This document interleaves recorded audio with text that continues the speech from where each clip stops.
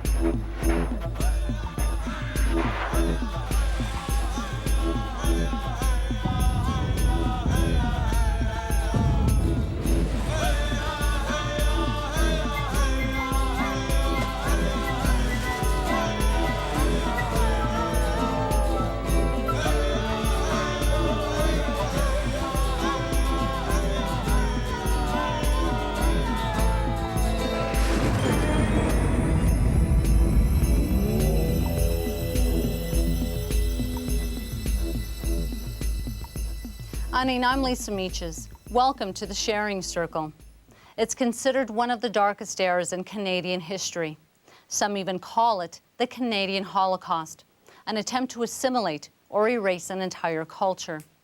The aftermath of Indian residential schools has been well noted, a culture and a way of life stolen from Canada's Aboriginal peoples, and horrific stories of cruelty and abuse.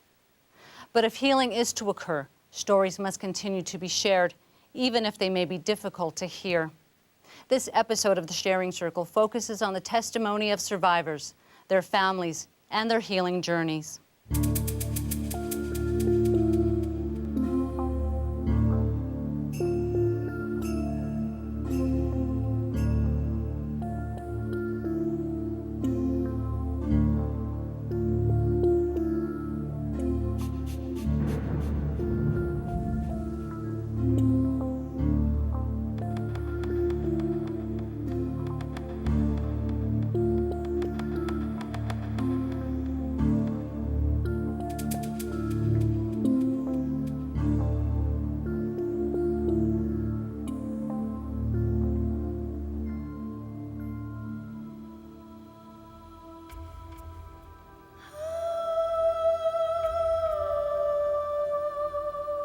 Our parents didn't drop us off. We were taken by a priest.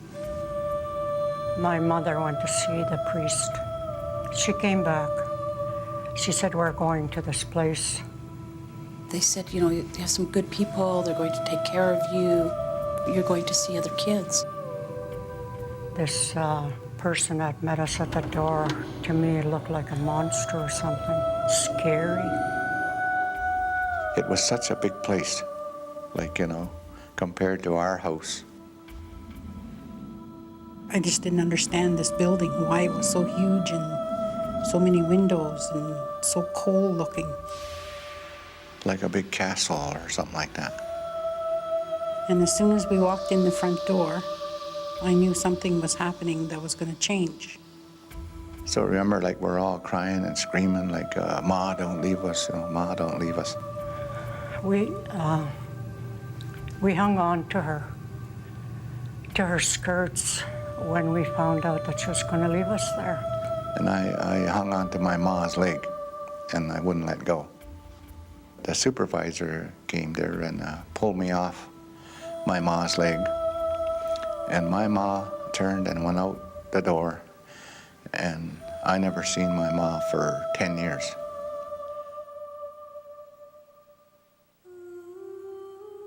The stage pictures and forced smiles, happy moments captured on film for the rest of society to see, all designed to hide a frightening truth.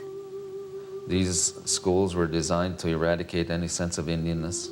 They were designed to mold our people into something that they could never be.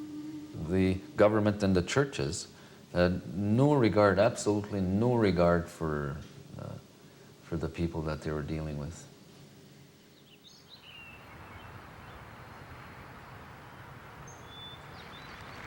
In the summer of 2004, hundreds of residential school survivors from across Canada, the Yukon, Northwest Territories, and Nunavut gathered in Edmonton for a conference. We have to give our young people a reason to believe that the future belongs to them. Healing will play an important role in that future. The Aboriginal Healing Foundation wanted to ensure survivors got a chance to share their stories.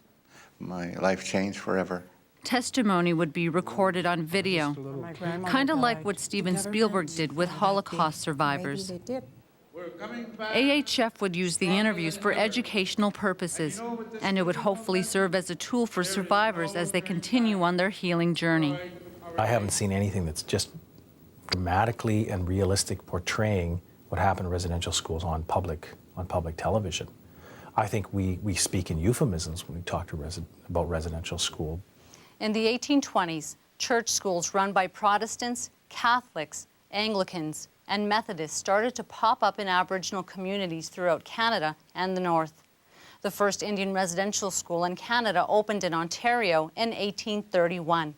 The last federally run school was closed in Saskatchewan in 1996. It's estimated 120,000 Aboriginal children went through the residential school system. Many were between 5 and 7 when they arrived. I cried all the way there. I cried when they were giving us clothes.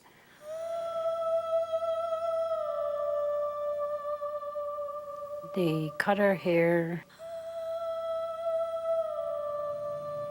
Like I put a kind of like in a bowl shape. I had really long hair down to almost my mid-back. I think it was really like intrusive.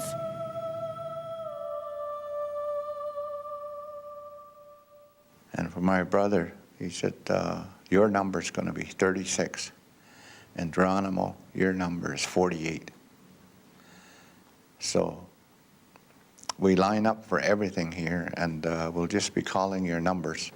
And when we first got there, the nuns used to refer us as savage heathens.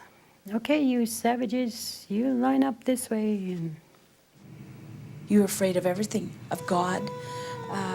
God could see everything. You were just afraid to do anything. Even if they weren't there, God was.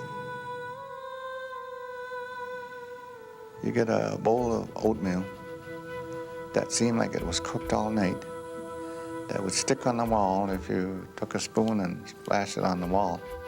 They call Brantford mush hole, because that's one thing that Mom always told us. She says, when I went to the mush hole, all I had was porridge, and what was in the porridge was worms that they had to eat. And if they didn't eat it then, they had to eat it at lunch. If they didn't eat it at lunch, they had to eat it at supper, because they wouldn't get nothing else. They took us to a room next door, told us to take everything off, and we're standing there waiting. Kids walking past the door, giggling away, looking at us, and we're just standing there with no clothes on. I felt like running away, but I need clothes to run away.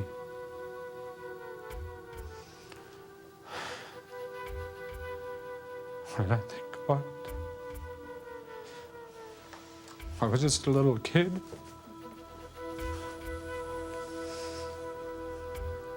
I was scared and didn't know what to do. I never used to cry about it. And there was no one there to help me. No one to help him or thousands of others. What these children didn't know was that their traumatic introduction to residential schools would escalate to abuse that was unimaginable.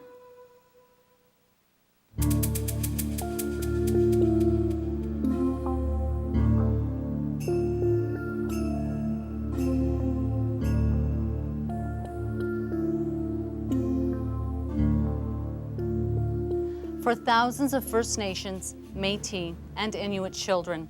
Life as they knew it would change forever once behind the walls of the residential schools. They were stripped of their family, language, culture, and slowly their identity. But it was the violence and abuse they were subjected to that would forever alter their spirit.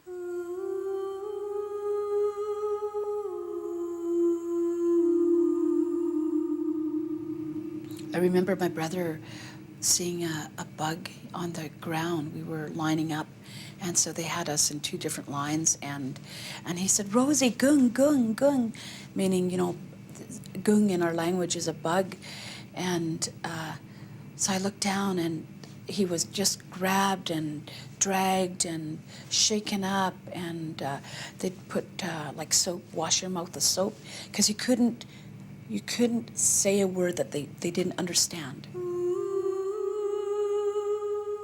One night, later on, I was too afraid to go to the washroom, and so I just crapped in my bed and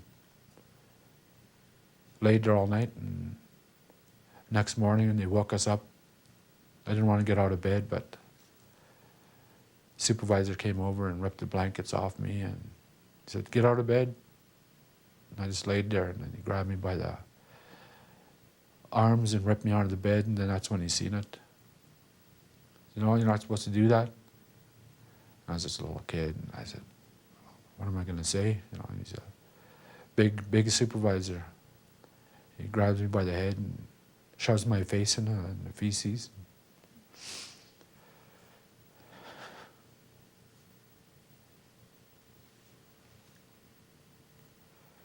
I remember him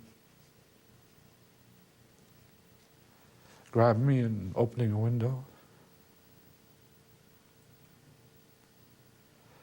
Grabbed me by the legs and hung me out. So next time I catch you doing that, I'm going to drop you out of this window. I remember swinging back and forth, and I thought he was going to drop me.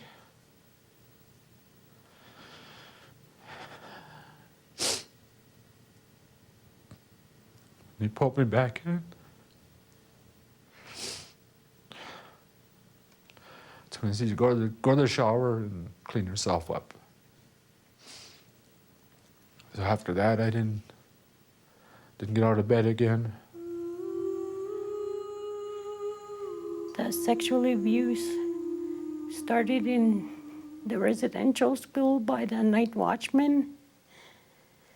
And he used to get me because we were locked up in dormitories. We couldn't get up whenever we wanted to. We had to sleep in that room, and he had the advantage where he had the keys to come in and do whatever he wanted to do with me.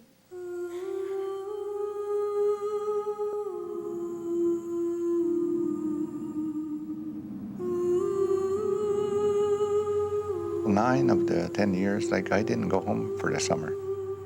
Geronimo Henry was not even 6 years old when he was brought here, to the residential school in Brantford, Ontario. I cried at this window for 10 years. Every year we went to that same window the last day of school and went out there, and we cried at that window. And you could see the people coming up to come and get their kids there. But on the 9th year, I went to the window, still hoping, you know, I never give up hope. Start crying again, like, you know, where's my mom? You know, how come she don't come and get me? Like, you know, and don't she know I'm still alive? I'm a big boy now. But it just felt like on deaf ears. God didn't answer my prayer that day. And all the other years, I prayed to God to get my mom to come and get me, but he never. He wouldn't give her the message. And there was like 80 boys. On this side was the boys' side, and over there was the girls' side. And the staff stayed in between just to keep us apart. Geronimo wasn't even allowed to speak to his sister, who was just on the other side of the building. He spent 10 years here. When he was 16, an older brother and sister came to get him. Finally, it started to sink into my mind, like I'm going home now. And I thought, like, when I seen that, the school fading off, like, you know, and I thought, well, my 10-year nightmare is just like it's over now. I'm going home. And I thought like I was free from that place, but I wasn't.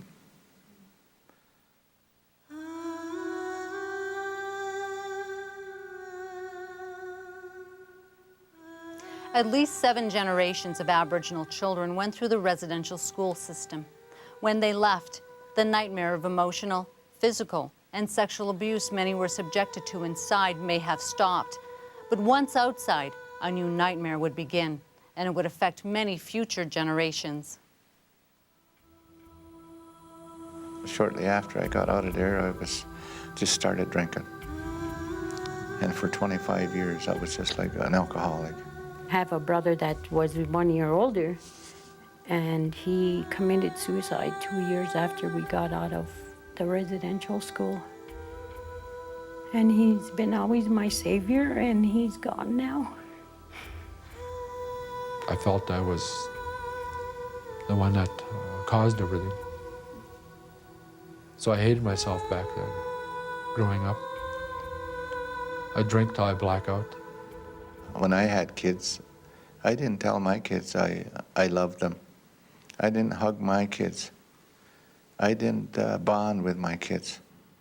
I only knew how to give my nurturing up to a certain age, because after that age, I didn't have it. Some days I'll wake up, I hate myself. Other days, I can't take enough showers. Other days, I put on perfume, you know, too much perfume sometimes, because my baby, whoa, mommy, I can't breathe, you know, and I don't know, it's just something in life when I'm walking or doing something, it will trigger and have these flashbacks.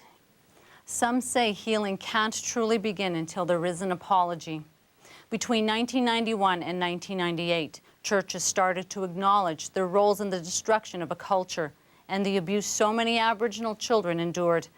In 1998, the Government of Canada issued a statement of reconciliation.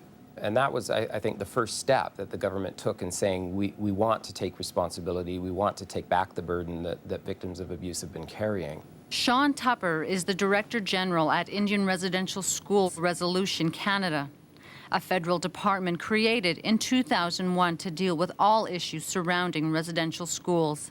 We wanted to put in place a strategy that gave credence to that apology. And the first thing we did was focused on the healing needs of victims, and we granted the Aboriginal Healing Foundation its $350 million. The sense of ownership is a pretty profound thing. The Aboriginal Healing Foundation was created to disperse that money. The $350 million could only be spent on projects and programs for survivors and their families dealing with issues surrounding physical and sexual abuse from residential schools. We funded 1,300 projects. So our answer to government now is, look, you were wondering if we worked, if this was going to be successful. This has been successful. Okay? It does work. Start roaming the roads, isn't it? Programs like Lost Generations, started by residential school survivor Geronimo Henry. Once he started his healing journey, he felt compelled to reach out to others in his home community of Six Nations in Ontario. When I start going to Lost Generations, how, just like when I heard somebody talking, I said, they're telling my story. How did they know my story? They're talking about me, what I went through. We can talk about what the speaker said and what we learned, and if we have problems, we can discuss it with each other. I'm really proud of myself, you know, how far I've come. Our children and grandchildren will, you know. The tools are out there, but I mean, but it is with the funding. And if the funding stops, you know, how are we gonna? It's a question on the minds of many.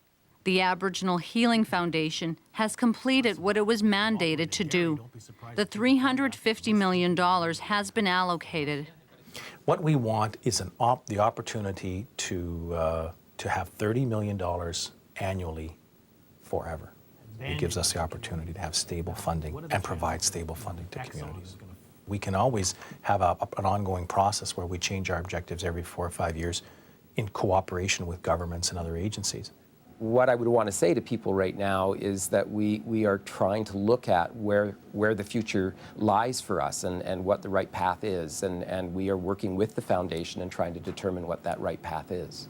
If he can't do it, Dorothy. Tupper and his team have come face to face with a legacy of residential schools. And we shed a lot of tears at times, and I personally, and I know my colleagues have at times experienced a situation where you'll be in a community and working with people, and you might fly home and find out the next day that one of the people you were working with committed suicide because you triggered something that was just too much for them to handle. Those things, those are situations that we have to deal with, and they're very difficult, but you know, I'm really proud of the people I work with, and we all kind of share an ambition to resolve these issues in the right way.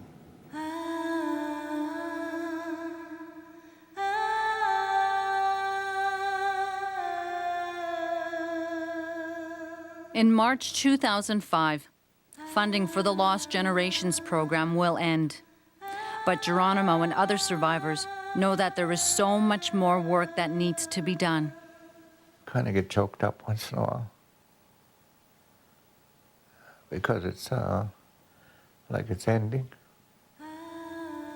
and I think like I made a difference. I helped quite a few people out, helped them get on their healing journey.